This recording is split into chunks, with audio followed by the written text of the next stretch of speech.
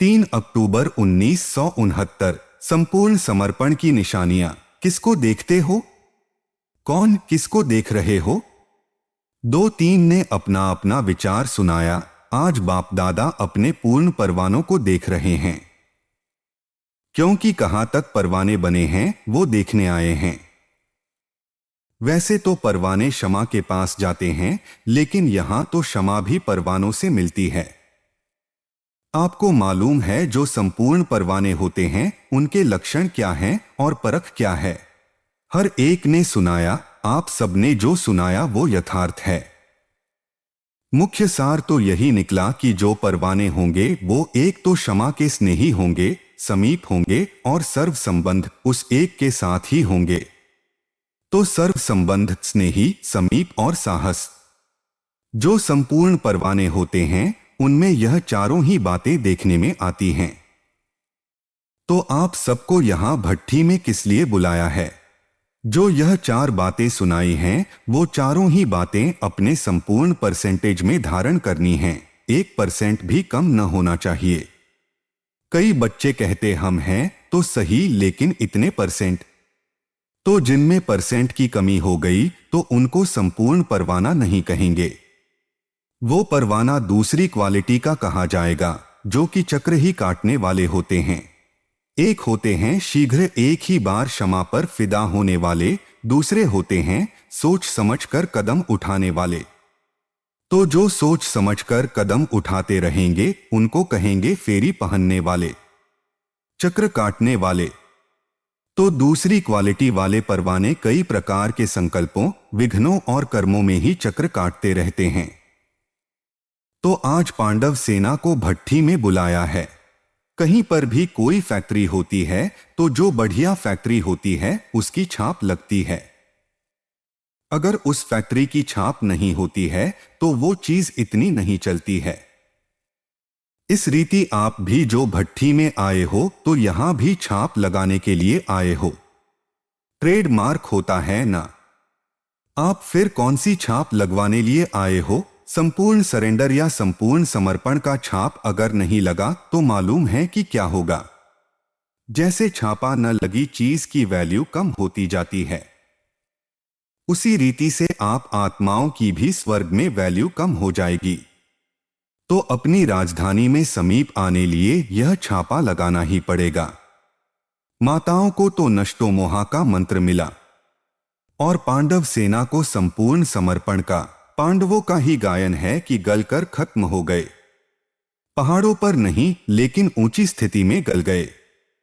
निचाई से बिल्कुल ऊपर जो अव्यक्त स्थिति है उसमें गल गए, अर्थात उस अव्यक्त स्थिति में संपूर्णता को प्राप्त हुए।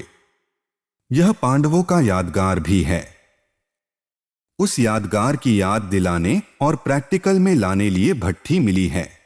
संपूर्ण समर्पण किसको कहा जाता है? जो संपूर्ण समर्पण अर्थात तन मन धन और संबंध समय सब में अर्पण। अगर मन को समर्पण कर दिया तो मन को बिना श्रीमत के यूज नहीं कर सकते। धन को श्रीमत से यूज करना तो सहज है, तन को भी यूज करना सहज है, लेकिन मन सिवाय श्रीमत के एक भी संकल्प उत्पन्न नहीं करे। इस स्थिति को कहा जाता है संपूर्ण समर्पण। इसलिए ही मनमनाभव का मुख्य मंत्र है। अगर मन संपूर्ण समर्पण है तो तन धन समय संबंध शीघ्र ही उस तरफ लग जाते हैं। तो मुख्य बात ही है मन को समर्पण करना, अर्थात व्यर्थ संकल्प विकल्पों को समर्पण करना। वो ही परख है संपूर्ण परवाने की। संपूर्ण समर्पण वालों को मन में सिवाय उनके बाप दादा के गुण, कर्तव्य और संबंध के कुछ और सूझता ही नहीं। अब बताऊं कि ऐसा छापा लगाया हुआ है। जैसे आजकल के जमाने में आप लोग जब दफ्तरों में काम करते हो तो कभी कभी दफ्तर की जो चीजें होती हैं वो अपने काम में लगा देते हो। इसी रीति जो आपने समर्पण कर दिया तो वह आपकी चीज नहीं रही, जिसको दिया उनकी हुई। तो उनकी चीज को आप अपने कार्य में यूज नहीं कर सकते हो, लेकिन संस्कार होने के कारण कभी कभी श्रीमत के साथ मनमत, देहाभिमानपने की मत, शूद्रपने की मत कहीं यूज कर लेते हो। इसलिए ही कर्मातीत अवस्था व अव्यक्त स्थिति सदा एक रस नहीं रहती है। क्योंकि मन भिन्न भिन्न रस में है तो स्थिति में भिन्न भिन्न है। एक ही रस में रहें तो एक ही स्थिति रहे। बाप दादा बच्चों को हल्का बनाते हैं और बच्चे जानबूझकर अपने पर बोझ ले लेते हैं। क्योंकि 63 जन्मों से विकर्मों का बोझ, लोक मर्यादा का बोझ उठाने के आदी बन गए हैं। इसलिए बोझ उतार कर भी फिर रख लेते हैं। जिनकी जो आदत होती है वो आदत से मजबूर हो जाते हैं ना। इसलिए अपनी आदत होने कारण अपनी जिम्मेदारी फिर अपने पर ही रख देते हैं। एक एक पांडव अगर संपूर्ण समर्पण बनकर ही निकले तो बताओ क्या होगा।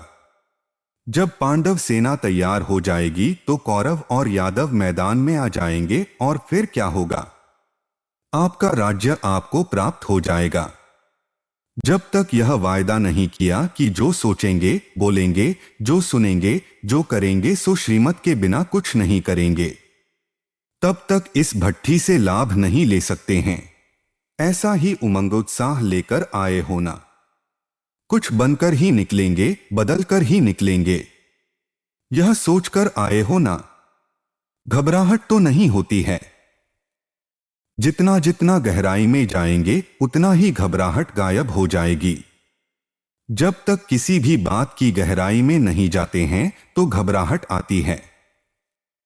जैसे सागर के ऊपर ऊपर की लहरों में घबराहट होती है, लेकिन सागर के तले में गहराई में क्या होता है? बिल्कुल शांत, और शांत के साथ प्राप्ति भी होती है। इसलिए जो भी कोई घबराहट की बात आए तो गहराई में चले जाना तो घबराहट गायब हो जाएगी। अब लक्ष्य और लक्षण कौन से धारण करने हैं? इसमें जो नंबर 1 होंगे उनका क्या देंगे? भविष्य में तो राजधानी लेंगे ही, लेकिन यहां भी सौगात मिलेगी। इसलिए हर एक यही प्रयत्न करें कि हम तो नंबर 1 में आएंगे, 2 नंबर वाले को नहीं मिलेगा। जो विन करेंगे वो 1 नंबर पाएंगे। विन करने की कोशिश करो तो 1 बन जाएंगे। अच्छा, आपको बिंदी लगानी है वह बिंदी रूप ही हो। टीके कितने प्रकार के होते हैं? आज आपको डबल टीका लगाते हैं। संगम पर निरोगी बनने का और भविष्य में राजभाग का।